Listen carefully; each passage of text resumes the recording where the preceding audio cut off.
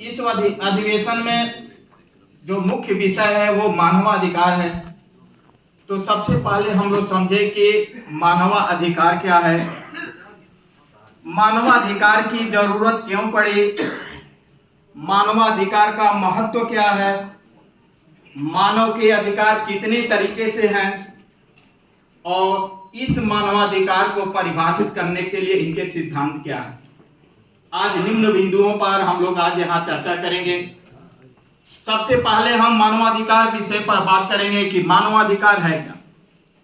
अगर सूक्ष्म रूप से कहें, मानव का अधिकार, मानवाधिकार वे अधिकार हैं जो मानव के जीवन, उसके अस्तित्व एवं व्यक्तित्व के समग्र विकास के लिए अनिवार्य है। अर्थात मानव अधिकारों का तात्पर्य उन सभी अधिकारों से है जो मानव के जीवन, स्वतंत्रता, समानता एवं प्रतिष्ठा के लिए आवश्यक है। मानव अधिकार कभी भी जाति, धर्म, ऊंच नीच, छोटे बड़े, लिंग, नस्ल आदि में कभी भी विभेद नहीं करता है। इसीलिए भारत के संविधान में भाग 3 में मानव अधिकार को मूल रूप से मूलभूत अधिकार के नाम से वर्णित किया गया है। हम यहाँ दूसरे बिंदु पर आएंगे कि आखिर मानवाधिकार की जरूरत क्यों पड़ी। आपको मालूम है, द्वितीय विश्व युद्ध के पश्चात 1946 में यूएनओ का गठन हुआ। मानव जात की रक्षा के लिए, आने वाली पीढ़ियों की रक्षा के लिए यूएनओ ने 1946 में अंतर्राष्ट्रीय मानवाधिकार का गठन किया। लेकिन 1948 में यूएनओ ने मानवाधिकार महासभा के द्वारा सार्वभौमिक रूप से इसकी घोषणा की और अमेरिका इस मानवाधिकार का व्यापक रूप में प्रयोग करता है। इसके मैं कुछ एग्जाम्पल भी आपके सामने रखना चाहता हूं। जैसे अगर किसी देश पर अमेरिका को आक्रमण करना होता है तो वो कहता है कि ये देश मानवाधिकार का उल्लंघन कर रहा है, मानवाधिकार का हनन कर रहा है। जैसे 1998 में भारत ने परमाणु परीक्षण किया था, अमेरिका ने इसी मानवाधिकार का प्रयोग करते हुए भारत पर आर्थिक प्रतिबंध भी लगाया था। और जब जम्मू कश्मीर में भारतीय सेना कुछ भी करती है तो अमेरिका कहता है कि भारत मानवाधिकार का उल्लंघन कर रहा है, मानवाधिकार का हनन कर रहा है। उसको आतंकवाद जैसे चीजें समझ में नहीं आता।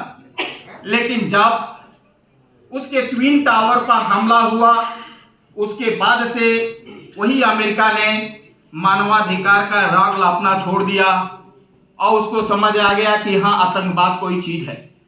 कहने का मतलब यह है, मानवाधिकार के जो अधिकार हैं वो कई तरीके से हैं।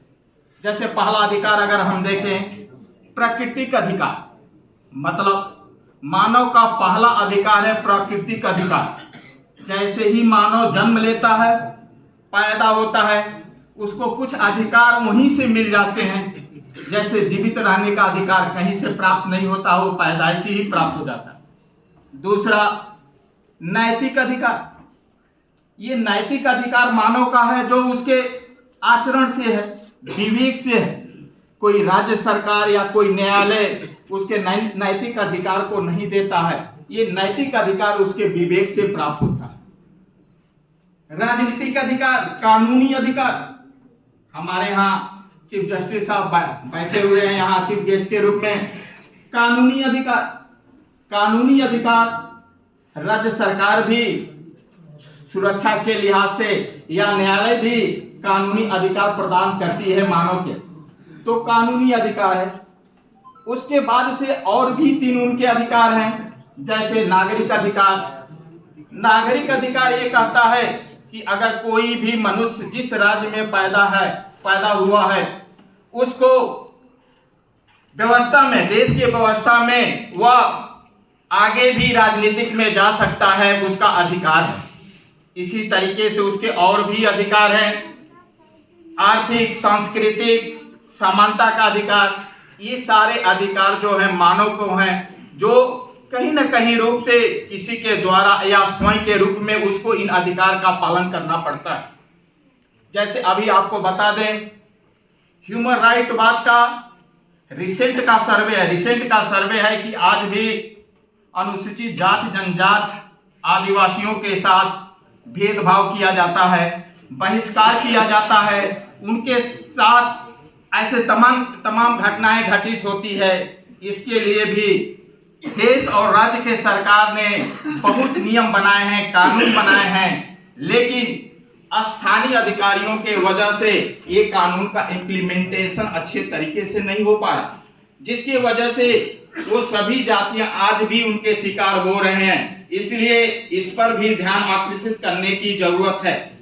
अब यहाँ हम लोग थोड़ा सा और इस पर विस्तृत चर्चा कर लें कि आखिर इसको किस सिद्धांत से हम परिभाषित करेंगे मानवाधिकार को। तो पहला सिद्धांत मानवाधिकार का है उदारवादी सिद्धांत। उदारवादी सिद्धांत के समर्थक ये मानते हैं कि जो राज्य का निर्माण है, वो राज्य का निर्माण